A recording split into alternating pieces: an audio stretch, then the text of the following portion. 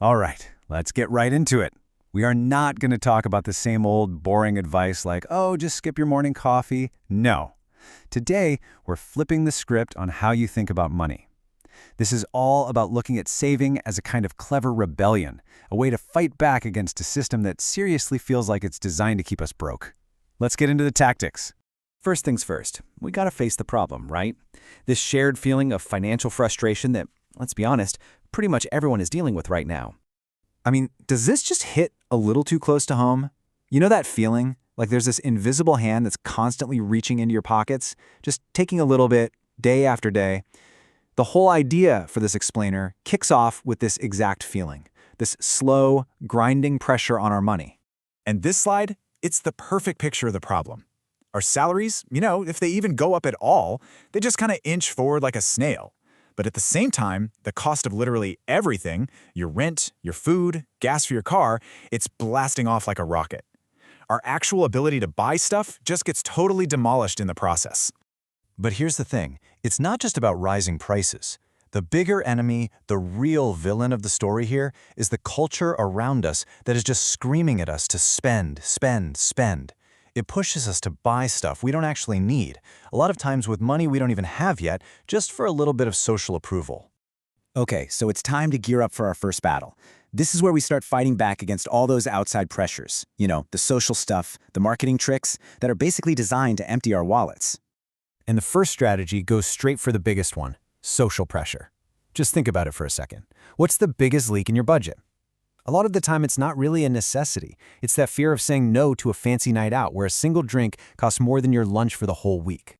Learning to say this sentence right here, it's a total superpower. It's not admitting you failed. It's a declaration that you, and only you, are in charge of your life and your money. It's about embracing JOMO, the joy of missing out. Seriously, there's this quiet power in knowing your bank account is safe while everyone else is stressing about how to split the bill. Okay, get ready for this next one. Our next move is to just stop paying what the source material calls the stupid person's tax. And what is that? Well, it's that extra money we willingly pay for a logo, for a cool-looking box, for all the marketing. We're not buying a better product, we're paying for their TV commercials. And this slide just lays it all out, doesn't it? I mean, look at the active ingredient. It is identical. The little molecule that actually gets rid of your headache is the exact same in both boxes. One costs a few cents, the other costs a few bucks. You're literally just paying for an illusion, not for something that works better. All right, we've handled the outside world. Now let's bring the fight home to the one place where we have pretty much total control, inside our own four walls. So, your kitchen. Let's think of it as your financial headquarters. We really need to stop looking at cooking as just some chore or packing your lunch as a sign that you're cheap. Think of it as a powerful act of defiance. It's you taking back control from a system that just wants you to be a mindless, dependent consumer. And if you're wondering why this is so powerful, just look at the numbers. When you go out and buy a meal, only about a third of your money is actually paying for the food. So where does the other 70% go? You're paying for their rent, their fancy decor, their employees' salaries. I mean, why would you choose to pay someone else's mortgage when you're trying to pay your own? All right, next up, we're going vampire hunting. We're going to find these silent little killers in your home that are secretly draining your bank account every second of every single day. They're often called phantom loads, or, my favorite, electricity vampires. And trust me, these things are everywhere. We think that when we press off on the TV remote, the power is cut. But that little red standby light, it means the meter is still spinning. Now, one little device isn't a big deal, but multiplied by 10 or more devices running 24/7, and you are burning real money just to keep a tiny light on.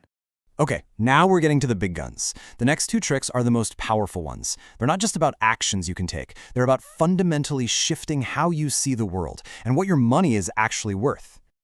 So here's the absolute key. Stop looking at prices in dollars. Start seeing them in hours of your life. Figure out what your real hourly wage is. And by that, I mean your take-home pay divided by all the hours you spend working, commuting, thinking about work, all of it. So let's say that number comes out to $25 an hour. Well, that $50 takeout meal, it's not $50 anymore. It's 2 hours of your life. Is it really worth 2 hours of putting up with your boss? This one mental shift is the ultimate emergency brake for impulse buys. And finally, for trick number 1, This one might just blow your mind. The argument here is that your local supermarket, it's not really a store. It's a casino, and it has been expertly designed to make you lose. Seriously, just think about it for a second. Have you ever noticed that there are no clocks in a big supermarket? No windows? Just like a casino. They don't want you to have any idea how much time has passed. The essentials you actually came for, milk, eggs, bread, they're always at the very back of the store, forcing you to walk past every aisle of tempting stuff you don't need. And that slow, calming music, it's psychologically designed to make you slow down, which makes you look at more things, and ultimately buy more things. So, we've gone through all these tricks. What does it all boil down to? What's the one big idea that ties this all together? And this, right here, is the absolute core of it all. This isn't about making yourself miserable or depriving yourself of everything good. It's about being totally conscious of the choices you're making and the systems that are built to influence those choices. It's about empowerment, not punishment. So remember, every single time you unplug a charger or cook a meal at home or you choose the generic brand over the fancy one, you're not just saving a couple of cents. You're making a statement. You're giving your future self another bullet for the financial battles that are definitely coming. It's a true act of self-respect. So I'm going to leave you with this one simple question. Don't try to do everything all at once. Just pick one.